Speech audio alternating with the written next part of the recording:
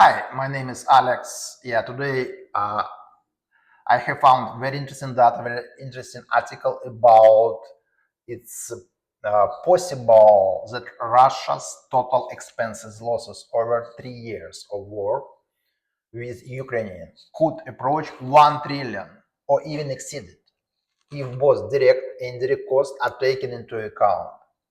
Okay, let's break down why this might be in our case. First, military expenditure.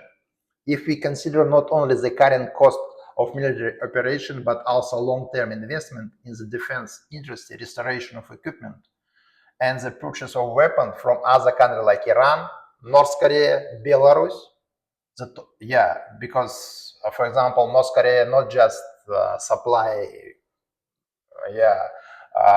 ammunition, also provide soldiers.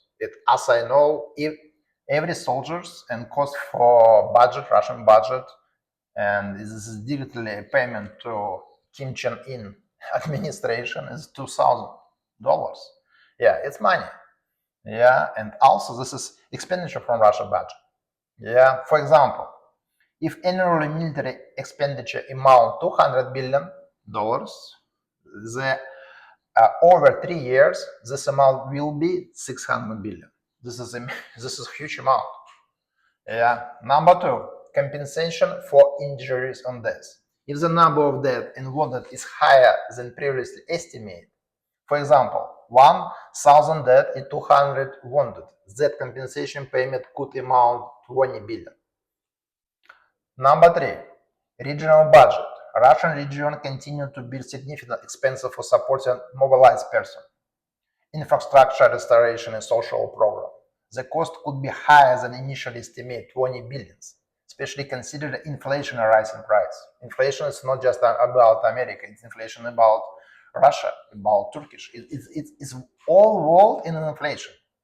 Yeah, it's not about our economy. Yeah, it's inflation. This is global issue, global problem for any country in the world. Number four, National Wealth Fund, NWF. Russia is actively using National Wealth Fund to cover the budget deficit. If the economic situation worsens, expenditure from National Wealth Fund could exceed 7 billion.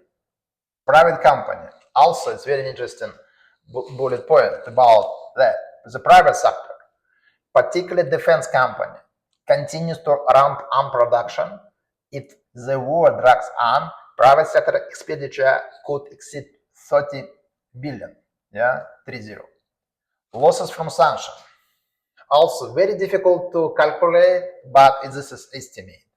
Yeah, probably, it's roughly, but anyway, it's going to expenditure from Russian budget. Yeah. Sanctions against Russia continue to tighten, leading to long-term economic consequences. Reduction in energy cost, oil, gas, restricted access to technology and finance, departure of foreign company in the losses market. Yeah, as you know, all dealership like BMW, Mercedes, all European company, American company, it's closed right now, and instead of China dealership with no name brand right now in the market Russia. Yeah, but quality, it's we can compare it to these things. Yeah, losses from sanction could be significantly higher than 300 billion, especially if the long-term impact on the economy taken into account. Seventh, indirect cost. This is like inflation and devaluation of the ruble. Yeah, rising prices, weakness of the ruble increase the cost of import, reduce the standard of living. Reduction in investment due to instability. Foreign and domestic investors avoiding investment in the Russian economy. Thanks God. Demographic losses. Yeah, the death and immigration of the working age population negatively affects the economy in the long term. Just mention about immigration. As I know, around 30,000 Russian citizens right now in Mexico, and they looking asylum in our south border. So 30,000. This is a huge amount. Yeah, because Russian population is 142 million. Yeah, this is a small one. Small one. Huge territory, but small one. Total, what we have in total? If we add all these factors, Russia total expense and losses could indeed approach 1 trillion, or even exceeded.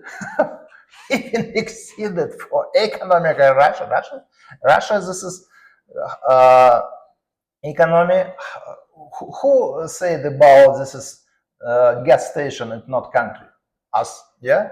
Just keep in mind, yeah. It's all this related with gas and oil.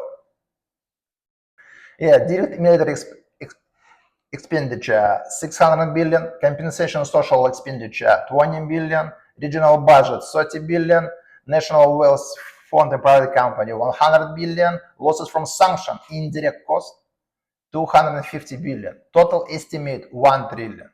The figures seem realistic, especially if the war lasts longer and the economic consequences from sanctions turn out to be more severe than expected.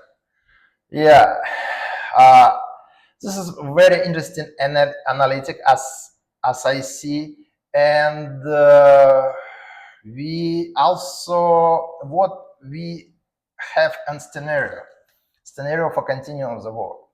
Yeah, optimistic scenario for Russia. This is 2-3 years. 2-3 years, not 10, not 5, just 2-3. This is optimistic. Yeah, this source also mentioned about scenario. If Russia can maintain current level of revenue from energy export and effectively use its reserve, national wealth fund, gold, foreign exchange reserve, it will be able to fund the war for another 2-3 years. In this case, the main expenditure will be covered by revenue from oil, gas, use of national wealth fund, increased domestic government debt. And pessimistic for Russia, just 1 or 2 years. If sanctions are tightened, revenue from energy export decrease, and economic problem worsen, Russia will only be able to fund the war for 1 or 2 years. In this case, reserve will be depleted faster than usually, as the economy will face budget deficit, inflation, and decline in living standards. Yeah. Conclusion. My opinion, yeah, this is just 1 year. Just probably next February 2026. Yeah, this is was stopped. Yeah, this war almost stopped. Yeah, I just check Telegram channels and see. Yeah, advanced Russian advanced, but it's not much. Almost line. Yeah, line. It's almost stable right now. Yeah, because no power to make advance. Yeah, and this is war will be stopped. Do you not negotiation between Ukraine and Russia and plus Trump administration or something else just because this is stopped in financial, stopped in realistic life? Yeah, Russia will likely be able to fund the war for another 1 year. Yeah, depending on state of economy, effectiveness of sanction, is the ability to mobilize internal resources. However, the long-term consequences for economic society will be extremely negative, which may force the country leadership to seek way out of the conflict before financial resources are exhausted. Right now, you see this. Yeah, it's not financial resources, not time for find the stuff. Yeah, and sanction is working. Yeah, my opinion. Yeah, next probably during this year, yeah, all this front line will be frozen because we don't see any advance, not unfortunately from Ukrainian side and from Russian side. Yeah, this is stable. Yeah, and yeah, if America will be continue support Ukrainians, this is small amount will be reassigned to our military budget. It will be best solution for anything. Yeah, and best and probably this is our our problem will be resolved. Yeah, thank you for your time. Yeah, subscribe and like it my video. and support me financially for creating another one. See you tomorrow. Thank